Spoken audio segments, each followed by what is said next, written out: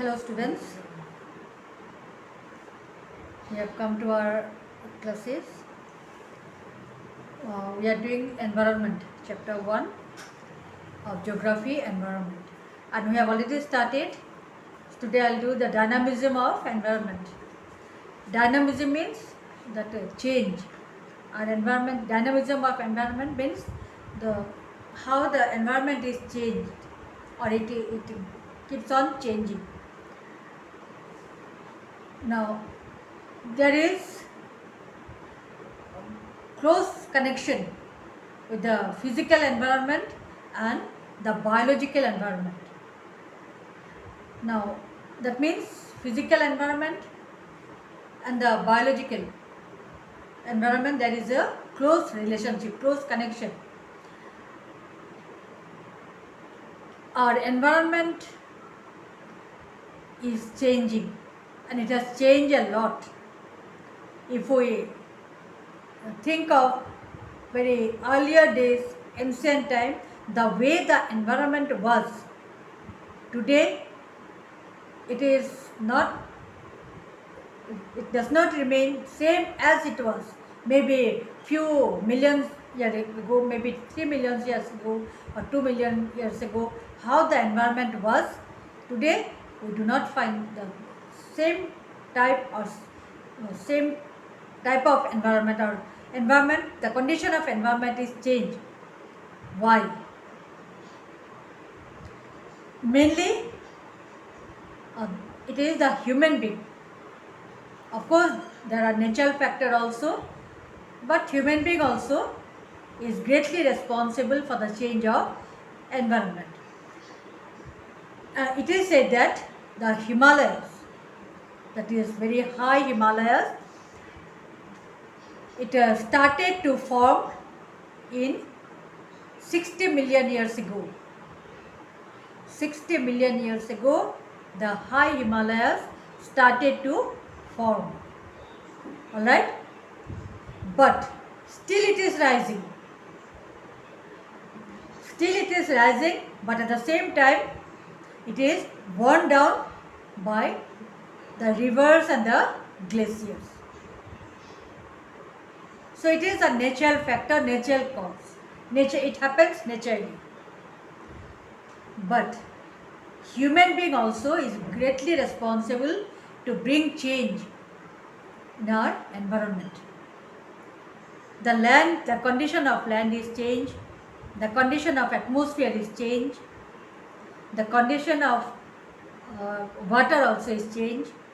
Human being, they are doing the cultivation, they are using chemical fertilizers to grow more crops, to increase the fertility of land, to kill the insects, they are putting the insecticides, they are using the weedicides,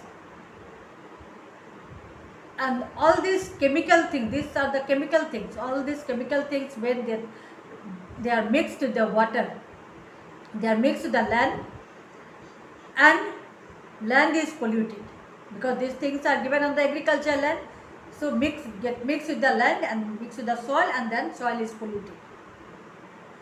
Then because of rain, when the rain, then these things, these chemical things, again this land or the soil is gone and carried by the land to the river. That means the river water also is polluted. And who is responsible for this? It is the human being. Human being, for their own needs, they are setting up big industries. And these industries, they leave smokes. They are throwing the waste materials, either on the land or to the river, water bodies they are throwing. These industries, leaving the smokes, the industries leave the smoke, and this smoke that mixes with the air. Atmosphere is polluted. These are the harmful gases, isn't it? When the industrial waste are thrown either on the land or to the water bodies, to the river or the pond, then both the land and water will be polluted. Land, water and air. These are the three major and important elements of our environment, without which the living being cannot live. We cannot think of living without land, without air, without water. But we people, although we cannot live with these things, but we are only polluting them. We are causing the deforestation. We are cutting down the trees. Deforestation means cutting down the trees to make our houses, to make the roads, to set up industries, to make the bridges, for the furnitures, for firewood. We are cutting the trees, and this is called deforestation. And because of deforestation, soil erosion takes place. Deforestation causes soil erosion, and then that deforestation brings change in the climate. It reduces the rainfall. But who are responsible for this? We human beings. Understood? So we people, we human beings must be very, very careful that we have to use all the land, water or air. These are important elements, and we have to see that these are not polluted. We have to work in such a way, we have to find out some steps, some measures that we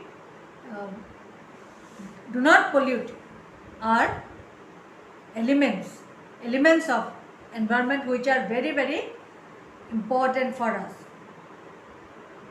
which are very, very much needed, without which we cannot live.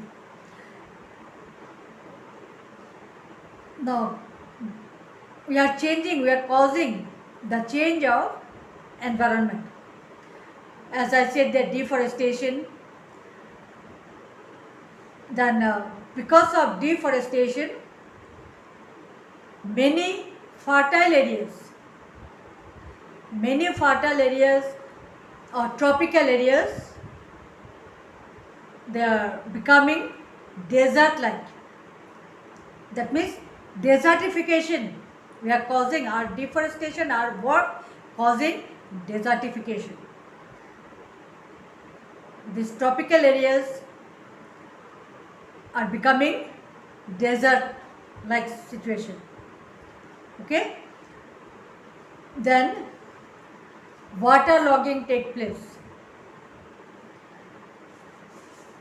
Now, when the desertification transforms into that fertile lands are transformed into wasteland, barren land and desert, then automatically when the fertile lands transform into desert, means our agricultural land